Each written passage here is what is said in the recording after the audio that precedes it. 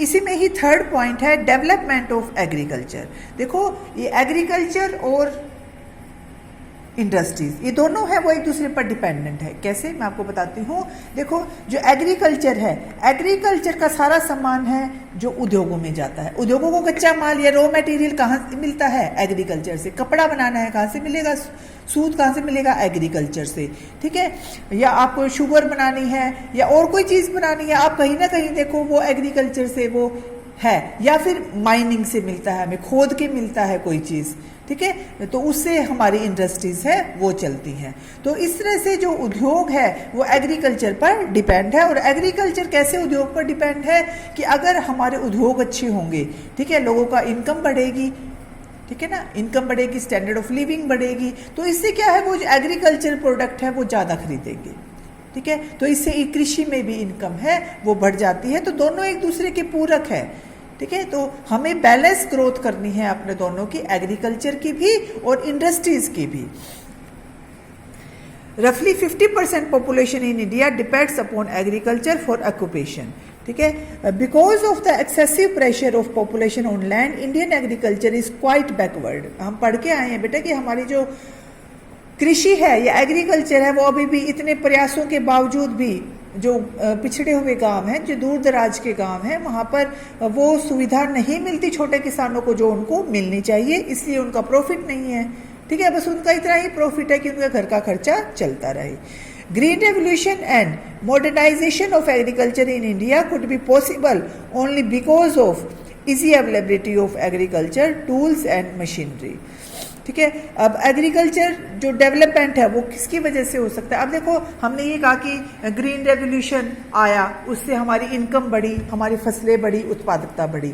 तो उसमें हमने क्या किया था? अच्छे किस्म के फर्टिलाइजर यूज किए थे। ठीक है, खाद, वो खाद कहाँ बनती है? उद्योगों में बनती है। ट्रैक्टर है, सिंचाई के साधन है, ये कहाँ बनते हैं? सारे उद्योगों में बनते हैं। ठीक है, तो कृषि भी कहीं ना कहीं उद्योगों पर डिपेंड है। ऐसे ही उद्योग हैं वो एग्रीकल्चर पर डिपेंड है। पंपिंग सेट है, केमिकल फर्टिलाइजर्स हैं, मशीनरी है, टूल्स हैं, ये सब कहाँ पर बनते हैं? इन एग्रीकल्चर के जो ये प्रोडक्ट्स हैं वो कहाँ पर बनते हैं? इंडस्ट्रीज में बनते हैं। तो अगर हमारी एग्रीकल्चर जो वो स्ट्रॉन्ग हो जाए, सभी आधुनिक यंत्र यूज करेंगे, तो इससे हमारे उद्योगों को भी बढ़ावा मिलेगा, वो और ज़्यादा डेवलप होंगे। Industrial development will cause rise in demand for agriculture product, especially for commercial crops like cotton, jute. अब ये कमर्शियल क्रॉप है जिनसे उद्योग होते हैं और वो फिर बाहर निर्यात भी किए जाते हैं। तो इंडस्ट्रियल डेवलपमेंट के लिए ये बहुत ज़रूरी है। Agriculture labour who are rendered and employed in the wake of mechanisation of agriculture will able to get employment in industries. अब देखो कृषि का जो टाइम है वो पूरा साल नहीं होता। आपने एक बार बीज बो दिए, ठीक है, उसके बाद सिर्फ उनकी सिंचाई करनी होती है, फिर मतलब 4 महीने बाद या 6 महीने बाद, जितना भी टाइम पीरियड होता है जिस फसल का, उसके बाद उनकी कटाई होती है। तो बीज का जो टाइम होता है उसमें हमारे देश में के जो किसान हैं वो खाली बैठे रहते हैं। अगर उस टाइम में वो इंडस्ट्रीज में काम करते हैं तो उनका जो इनकम है या स्टैंडर्ड ऑफ लिविंग है वो बढ़ सकती है। फोर्थ है increase in national income. National income तो बढ़ेगी, ठीक है, अगर हमारी इंडस्ट्रीज है वो डेवलप हो जाती हैं। Industrial development make it possible for the economy to put its natural resource to more productive use, consequently production will increase. ठीक है, अगर इंडस्ट्रीज बढ़ती हैं तो हमारे नेशनल इनकम में नेशनल इनकम है वो बढ़ेगी। Opportunity of new inventions are very large in industries. ठीक है, अपॉर्चुनिटी बहुत है, अवसर बहुत है, जिनको काम नहीं है उनको काम मिलेगा। ठीक है, अब national income of industrial countries of world like America, Japan एट्सा far exceeds that of predominantly agriculture countries. ठीक है, अब जो इंडिया है अगर उसका कंपैरिजन हम अमेरिका और जापान से करते हैं तो वो देश इतने विकसित क्यों हैं, डेवलप क्यों हैं? क्योंकि वहाँ पर इंडस्ट्रीज है वो बहुत डेवलप है। वहाँ पर सिर्फ 2% लोग ही कृषि करते हैं, बाकी सारे उद्योग धंधे हैं। और जो इंडस्ट्रीज है उसमें जो टेक्नोलॉजी है वो बहुत अच्छी वाली है, बहुत बढ़िया वाली है। ठीक है, तो अगर हम अपने उद्योगों को बढ़ावा देते हैं तो नेशनल इनकम में बढ़ोतरी होगी। इंक्रीज इन एम्प्लॉयमेंट, ये मैं आपको बता चुकी हूँ कि एम्प्लॉयमेंट है वो तो बढ़ेगा ही, लोगों को रोजगार मिलेगा। Demand for labor increase and more employment opportunities are created. India already suffer from large scale unemployment because of surplus labor in agriculture and overpopulation. ठीक है, इंडिया है वो यहाँ पर सरप्लस लेबर है, ऐसे बहुत सारे लोग हैं जो काम करना चाहते हैं, उनको काम नहीं मिलता, ऐसे लोगों को हम बेरोजगार कहते हैं। ठीक है, तो इस तरह की जो सरप्लस लेबर है उनको काम मिल जाएगा।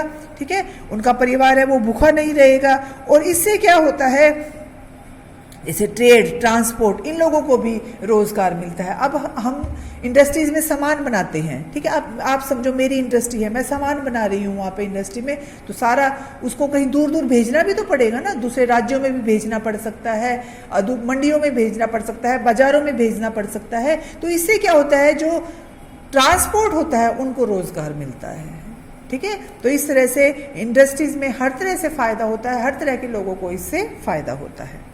Improvement in standard of living, अगर हमारी इनकम बढ़ती है, हमें एम्प्लॉयमेंट मिलता है, तो नेचुरल है कि हमारे जो जीवन स्तर में वृद्धि होगी, जो चीज़ें हम नहीं खरीद पा रहे थे, हमारी इनकम बढ़ जाती है तो हम उनको खरीद पाते हैं। All these goods are produce by the industry, जैसे टीवी है, टेलीफोन है, कार, स्कूटर, रेफ्रिजरेटर, ये चीज़ें, ये कोई बहुत ज़्यादा बड़ी चीज़ें नहीं हैं, लेकिन हमारी इंडिया में अभी भी बहुत सारी ऐसी फैमिली हैं जिनके पास ये चीज़ें भी नहीं हैं। ये चीज़ें हैं पहले लग्जरीज गुड्स में आती थी, ठीक है, अब ये डेली नेसेसिटी में आती हैं, लेकिन ये चीज़ें भी उनके पास अवेलेबल नहीं है। तो अगर हमारी इनकम बढ़ती है तो हम इन चीज़ों की तरफ भागेंगे, ठीक है, इन चीज़ों को खरीदने की कोशिश करेंगे, और अगर ये चीज़ें खरीदी जाती हैं तो हाँ, तो क्या होगा, तो इनका जो प्रोडक्शन है उद्योगों में और ज़्यादा होगा, और ज़्यादा होने से लोगों को और एम्प्लॉयमेंट मिलेगा, उनकी इनकम बढ़ेगी, फिर और लोग खरीदेंगे। तो इस तरह से एक ये सर्कल होता है जो चलता रहता है। फिर है इंक्रीज इन कैपिटल फॉर्मेशन, ठीक है, इससे कैपिटल फॉर्मेशन है वो बढ़ेगी, पूंजी निर्माण बढ़ेगा। पूंजी निर्माण का मतलब दो तरीके से हो सकता है कि पूंजी है वो जो हमारी मशीनरी है, हमारी टेक्नोलॉजी है, वो भी हमारे लिए पूंजी है, हमारे पास जो पैसे हैं वो भी हमारे पास पूंजी है। तो अगर उद्योगों का निर्माण ज़्यादा हो जाता है, उद्योग विकसित हो जाते हैं, तो इससे कैपिटल फॉर्मेशन होता है। ठीक है, और इसके बाद है रोल इन नेशनल डिफेंस। अब देखो उद्योगों में भी नेशनल डिफेंस का मतलब है कि देश की प्रतिरक्षा वो भी उद्योग करते हैं। कैसे करते हैं बताओ? वो इस तरह से करते हैं कि जो उद्योग, जो भी उनको सामान चाहिए, ठीक है, चाहे गन है, चाहे हेलीकॉप्टर है, वारशिप है, वेपन है, टैंक्स हैं, ये सब कहाँ पर बनते हैं? उद्योगों में बनते हैं। ठीक है, तो उद्योग है वो नेशनल डिफेंस या देश की प्रतिरक्षा के लिए भी एक महत्वपूर्ण भूमिका निभाता है। फिर है export promotion and import substitution.